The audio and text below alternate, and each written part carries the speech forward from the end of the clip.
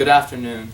My name is Colby Gilley, and my speech is entitled, Lifting Our Eyes to the Hills, a Resurrection of Romanticism. Do you ever stop to smell the roses? Perhaps your grandmother has a rose bush in her garden. Do you ever just bury your nose in the intricate folds of petals and breathe in the thick, sweet aroma? Isn't it wonderful to be captivated by something as mundane as a flower? It didn't take a skyscraper or a huge statue or some exotic luxury car to capture your imagination. All that was necessary was a small flower with a life expectancy of a couple of weeks. Too often do we forget to stop and smell the roses. When there are papers to write, tests to take, and deadlines to meet, who has time for a leisurely stroll through the woods? When there are concerts to attend, outlets to raid, and movies to watch, who wants to sit by a creek without Wi-Fi? When there are degrees to be achieved, technologies to be invented, and careers to be forged, who even needs the great outdoors? But we are so misled. As Christians, we like to think that we get nature. Why, it is God's own creation, a testimony to his divine authority and power. But what do we do with that knowledge? If nature plays such a large part in man's understanding of theology, how can we learn to actually appreciate nature? Allow me to offer one word: romanticism. As the Romantic perceived him, man was a soul made up of emotions and desires, searching for beauty in a tumultuous world. And for the Romantic, perhaps the greatest source of fulfillment to be found on earth was nature. Nature inspired emotion, bestowed beauty, and granted life. With such an understanding of the natural world, Christians can tear down the walls behind which we have imprisoned the handiwork of our God. For this reason, a practice of the Romantic fascination with nature will invigorate and reinforce the faith of the Christian. Now, because Romanticism can be such a dangerous ideology, it would behoove us to first investigate this philosophy and its relationship to the Christian. After slowly gaining in popularity throughout the 18th century, the Romantic movement inundated the arts and culture of 19th century Europe with imaginative, emotional, individualistic expression. Romanticism aimed to rehumanize the machine which the Enlightenment had created. In seeking to idolize rationality as man's essence, the Enlightenment philosophers had birthed an unfeeling, inhuman automaton. When man let his unbridled reason take the reins, he rode himself out of existence. In the fallout of the Enlightenment, Romanticism sprang from the loins of German writings, and soon many artists from around the world were enraptured by the intense, emotional themes. Among the more famous were poet Samuel Taylor Coleridge, author Mary Shelley, and painter J.M.W. Turner. These Romantics focused on emotion, imagination, and nature, or the natural world, in their art, trusting such sources to lead the artist and even the audience to subjective, individual truths. Romantic expression ruled the artistic production of the 19th century. So, how can this subjective, irrational ideology bear fruit for Christians? Imagine, in the gray pre-dawn, a man, his hair gently tossed by the wind, wrapped in a dark green overcoat, gripping a walking stick in his hand. He stands, one foot positioned in front of the other, upon a rocky peak jutting out of the fog. Before him lies an ocean of mist, with stone mountaintops scattered abroad like so many islands. We never see his face, but we know, as he stands there, that he is contemplating the magnificence of the sight before him. That as he breathes in the cool, crisp mountain air, his very soul is refreshed, nourished, and imbued with new life. These are the sorts of natural interactions which the Romantics knew so well that Christians can incorporate into their own lives. It is the longing for a satisfaction which this earth cannot grant, a longing that must be slaked with immersion in a divinely inspirational setting. This is the facet of Romanticism, the posture of the Romantic towards nature, which Christians can reclaim. For Christians today face the same dilemma as the Romantics. Our culture has lost touch with our God-given environment, settling for a mediated experience of reality. In our technology-ridden age, we fill our lives and define ourselves with machines and virtual profiles, leaving behind the living, breathing soul. We are content to know about nature, to break it down, to label it, to point at it from a distance, without ever interacting with it. However, as a people who believe that nature is the good creation of a perfect creator, Christians should be more enamored with and appreciative of nature than anyone else. Thus, the Romantic Christian will be one who experiences the goodness of God through immersion in the works of his hands and reclaims an understanding of nature as the expression of God's glory and majesty. The Romantic perception of nature will reaffirm the importance of our interaction with the natural world and strengthen our orthodoxy. First, the inspiration which the Romantic experiences through nature will rekindle in the Christian a passion for the majesty and awe of God. Second, the Romantic's continuous quest for natural beauty will encourage the Christian to search for God-ordained beauty in every facet of earthly existence. Third, the Romantic approach toward the investigation of the mysteries of nature will humble the Christian as he pursues truth in our proud age. Being so prepared, we shall embark. Let us recall for a moment our Romantic wanderer, perched upon that rocky spire, surveying the vast expanse of mist-shrouded country before him. He stands there, so insignificant against the jagged outcroppings which tower over the landscape, lost in the overpowering energy and glory of that sight. In this moment, as the curling fog seeps into his very pores, his soul is rejuvenated and he is lifted from his state of insignificance. But even these vertiginous effects can be surpassed by the experience of the Romantic Christian. Perhaps a more relatable setting will elucidate this truth.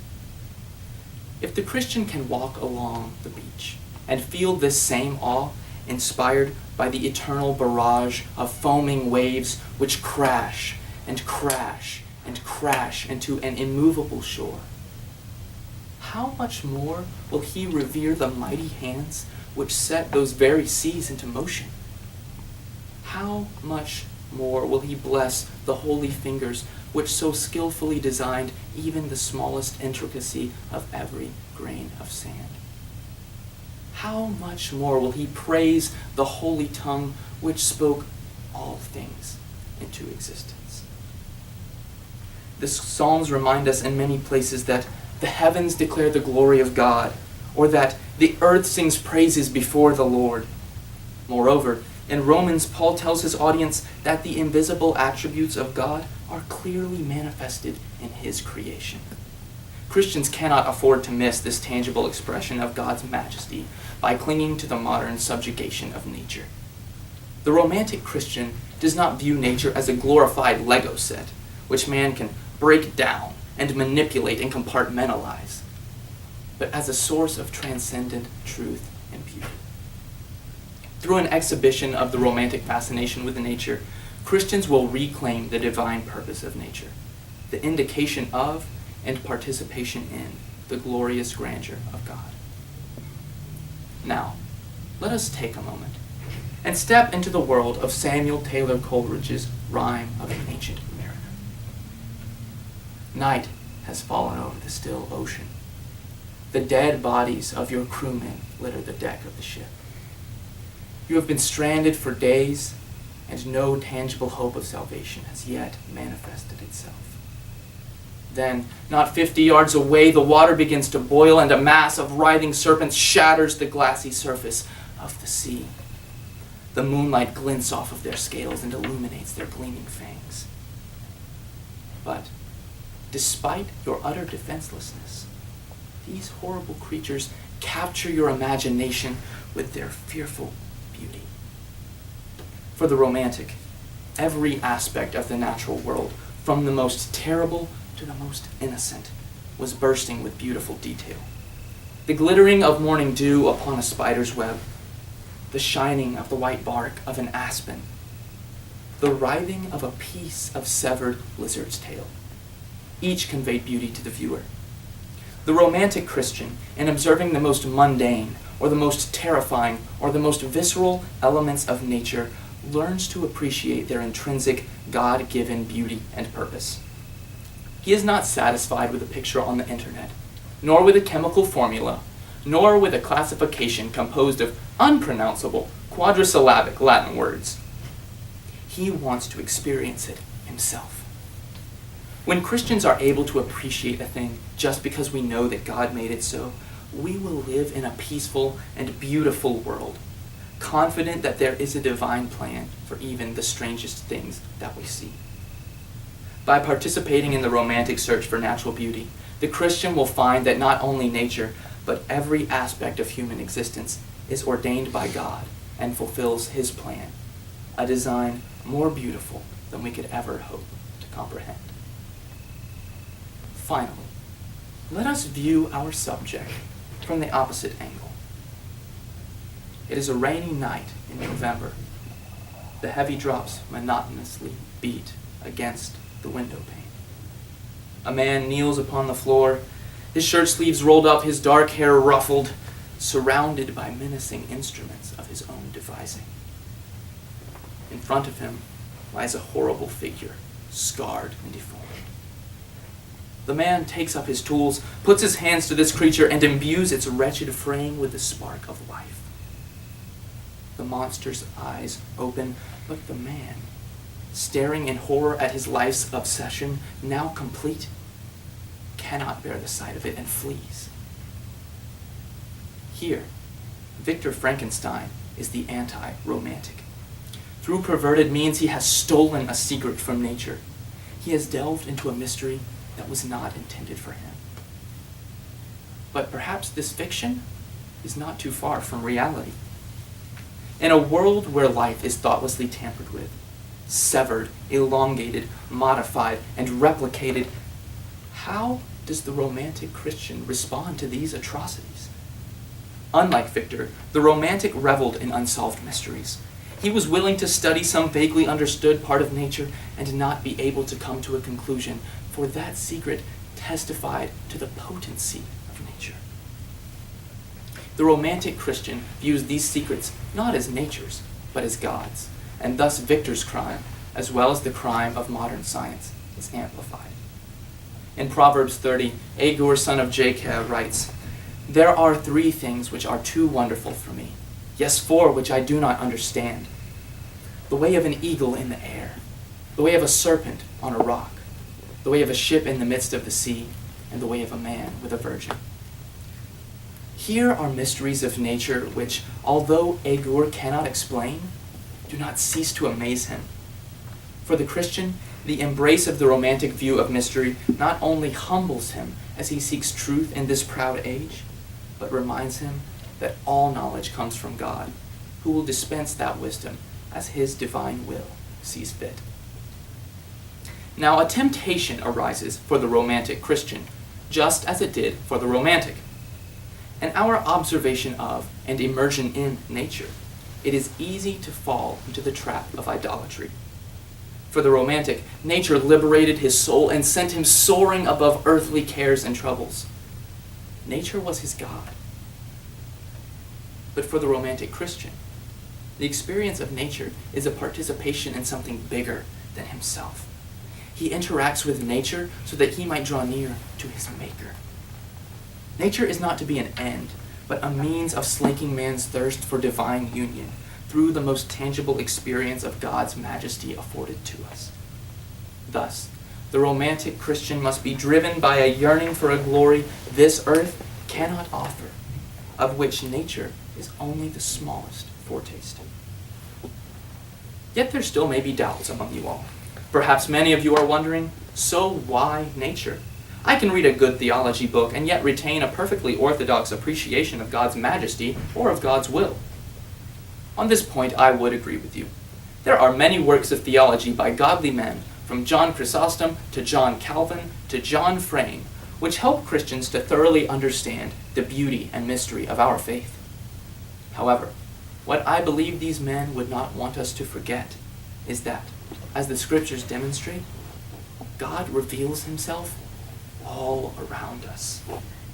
Man cannot live by books alone. What good is it to the artist if he learns about color and then never studies paintings to observe the actual manifestations of these colors? What good is it to the Christian if he reads about the majestic attributes of an almighty God and then ignores nature, in which, Paul tells us, these attributes are manifested clearly? We should go out into the world and feel the glory of God. This earth is a distinct part of a Christian's existence, a divine gift which man is to tend and steward. Instead of just passively acknowledging the greatness of God's own creation, the romantic Christian will be able to see and smell and taste his theology. Every part of nature speaks to the glory of God. It instructs us in the ways of worship, beckoning us ever nearer to our Creator. Nature can reveal so much to Christians. It can inspire reverence towards God. It can teach us to find beauty in all things. It can help us to appreciate even the most frustrating mystery. But it cannot help us if we are unwilling to hear what it has to say.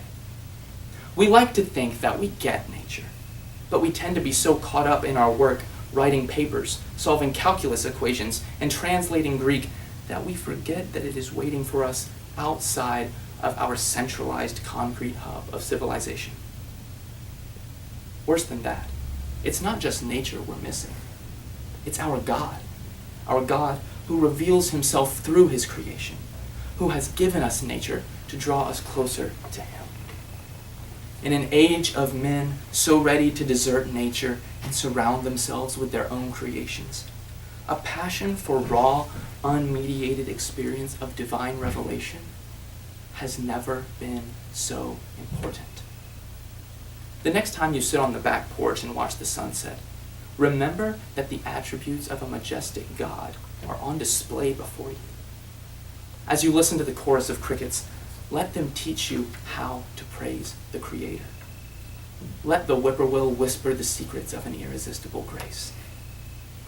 Inhale the intoxicating aroma of a magnolia blossom as the fireflies blink against the dark backdrop of a forest, and know that you have just tasted heavenly bliss. Always stop to smell the roses, for in doing so, you will partake of that eternal love who made all things for his own great glory. Thank you.